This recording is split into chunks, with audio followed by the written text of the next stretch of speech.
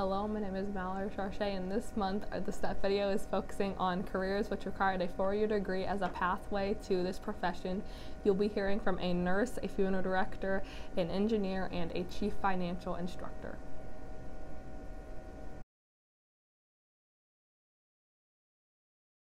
My name is Tyler Levy. Okay. My name is Gabrielle Green. My name is Bob Weatherhead. My name is Zach Heisler. Profession. I am a licensed funeral director and embalmer in the state of Ohio. My current career choice is I'm an RN with my Bachelor's of Science in Nursing. My current career choice is Chief Financial Officer of the Wholesale House here in Hicksville, and it's an accounting position. I am a product engineer for Nimco Food Equipment, and I'm transitioning into being a sales engineer.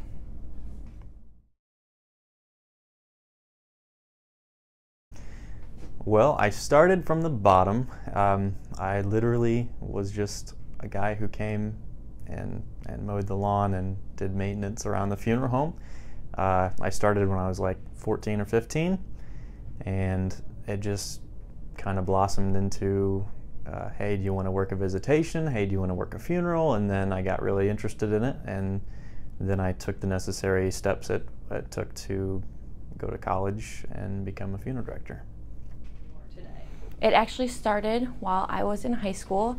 I took advantage of a lot of the college classes being offered through high school, and then that's when I realized I really wanted to go into the medical field, and I started my career choice as a nurse at the University of Toledo. Yeah, I went to college and graduated from University of Toledo in business, and I took a position at the hospital here in town, and worked there for 4 years as a controller, which is another accounting position, before I moved over to the wholesale house and been there for 30 years. So, I graduated high school from Fairview in 2000. I went to Northwest State Community College for 2 years, and from there I went to IPFW for the remaining 2 years to get my bachelor's degree in mechanical engineering technology.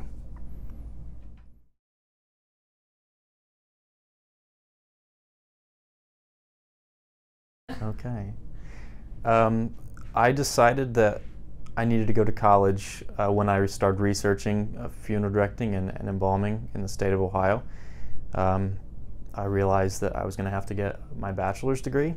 I was also going to have to get my associate's degree first before I could get my bachelor's degree. That's just the nature of funeral directing and mortuary school. Cincinnati College of Mortuary Science is where I got my bachelor's degree in mortuary science. It's one of the only schools in the United States that offers a bachelor's degree in mortuary science. So Ohio required a bachelor's in mortuary science, and they were the only ones that offered it. So that was really the only choice I had as far as schooling goes. But it's one of the best schools in America as far as funeral service. What's your degree at? So I knew college was the right path for me in high school. Through Mrs. Leone's classes, I was job shadowing a physician assistant, and I also job shadowed a midwife up at Community Memorial Hospital in Hicksville. And I knew if I wanted to go into the medical field, I'd have to go to college for that.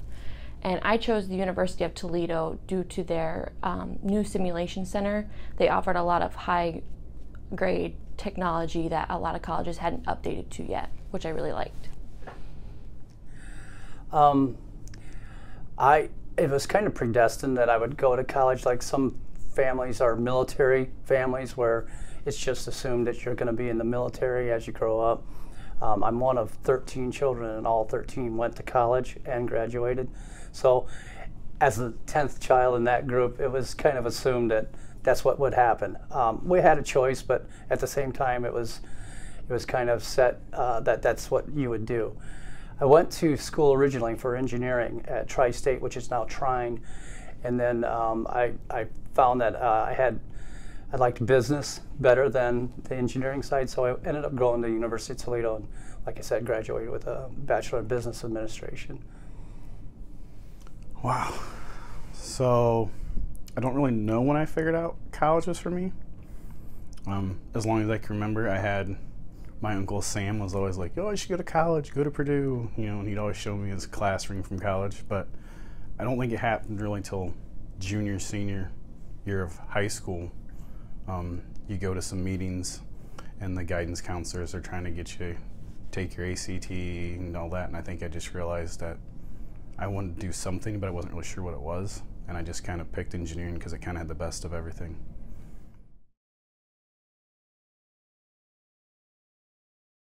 One thing that helps me find success is just the fact that perseverance is a big part of what I do. You just have to overcome adversity all the time, and you have to problem solve until you solve the problem. It makes a big difference when you come into it thinking there's a solution, instead of coming into it thinking it's just a problem and there's no solution. So I would recommend that people persevere through anything and believe everything is just a problem that needs solved.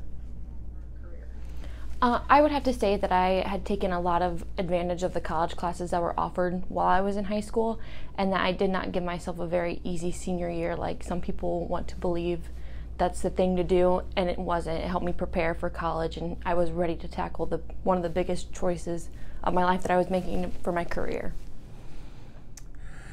Well, one thing, and I wouldn't just say current career, all through my career, has been mentors and people who have helped me and established what kind of work ethic, and that goes back to my parents and to my bosses in jobs that I had in high school, but specifically at the hospital with Mr. Plassman, and then Steve and Mary Height, the owners of the wholesale house.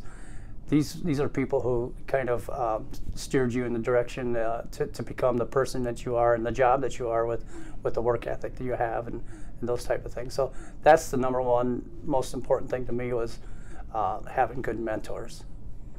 I think having gone to Northwest State, because it was more of a technical college, it's very hands-on. So you learned the engineering fundamentals, but you also had to apply them. You got the basics of machining and stuff like that. So I feel like having that hands-on experience early on in my degree process helped me in my jobs going forward, because I wasn't afraid to just jump right in and help the guys on the shop floor. And I feel like they really value when someone who's from the office or in a profession background, they're not afraid to get their hands dirty and come out there and help them solve problems. They really respect it. So I think that's probably the one thing that's really helped me in all the jobs that I've had, basically excel.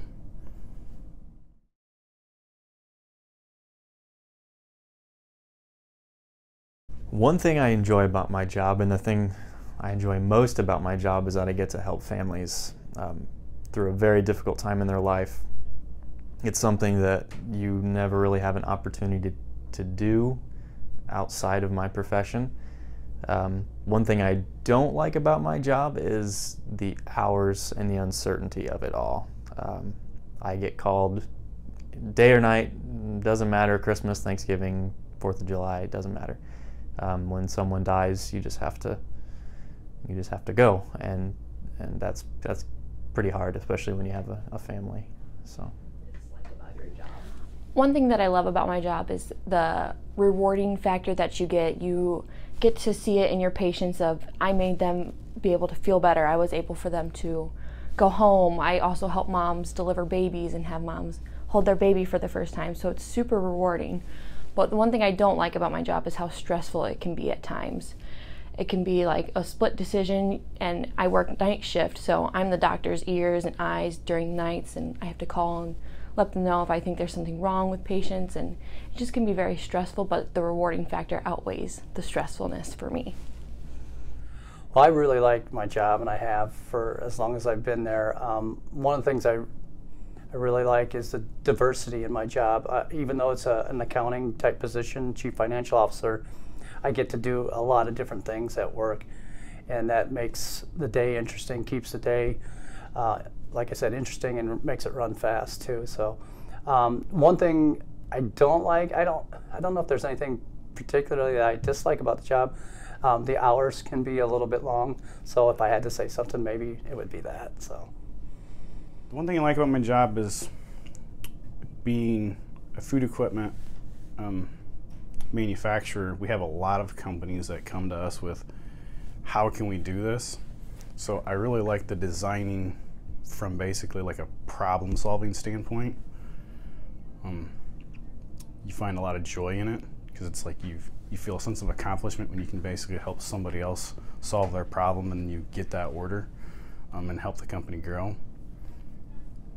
One thing that I don't like is meetings, because it seems like we have way too many of them and I'm not really able to do the things that I feel like I'm getting paid to do, if that makes sense. You know, I want to be at my computer using CAD designing stuff, or at a machine trying to make some prototype parts, assembling stuff, testing it, you know, figuring out why it works, why it doesn't work. You know, the meetings part, it's part of the process, but it's probably my least favorite part.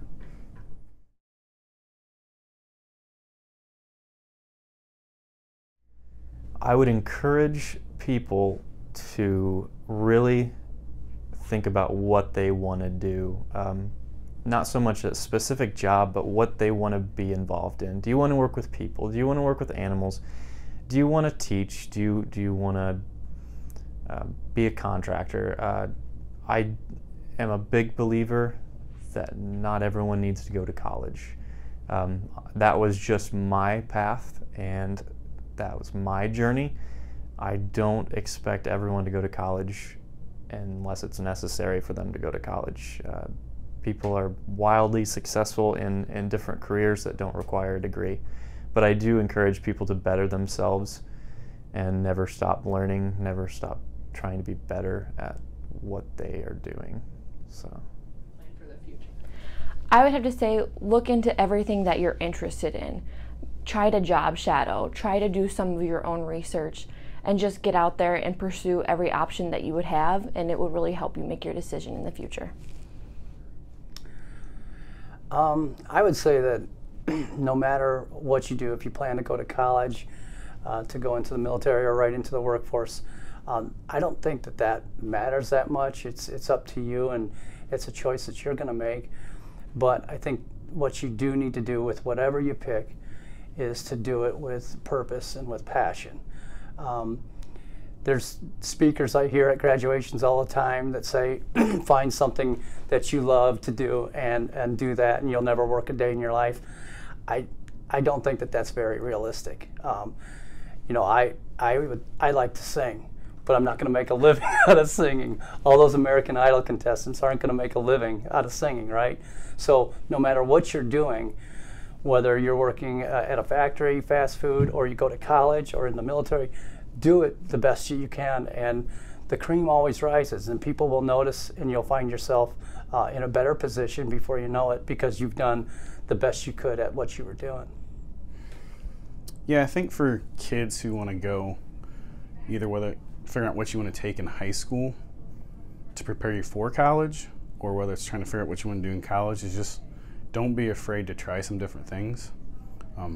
I didn't know that I wanted to be an engineer before I went to school, so I took some basic science and math classes and kind of guided it towards engineering, and then I kind of really figured out that I liked it afterwards.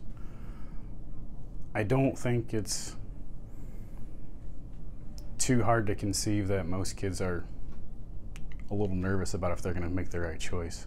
You know, I wanted to be a doctor or a dentist when I initially thought about going to college, but then I also didn't know if I wanted to go to school for 8 years, so I kind of found something I liked a little bit more. Figuring out how to build stuff and model stuff. That suited me better than be a doctor or a dentist. So don't be afraid to change your major if you find that you don't like it. Also, I've worked with a lot of guys who have a zero degree, but they have the experience of being an engineer, who are just as good or better than me at certain things. So if going and getting a certification or like a millwright or 2-year degree and then going back to get your 4-year degree after you get some experience, don't be afraid to do that as well. Thank you for watching, and next month we will be featuring careers that required college education beyond a bachelor's degree. Be sure to fill out the Google form Mrs. Chamberlain sent you earlier today.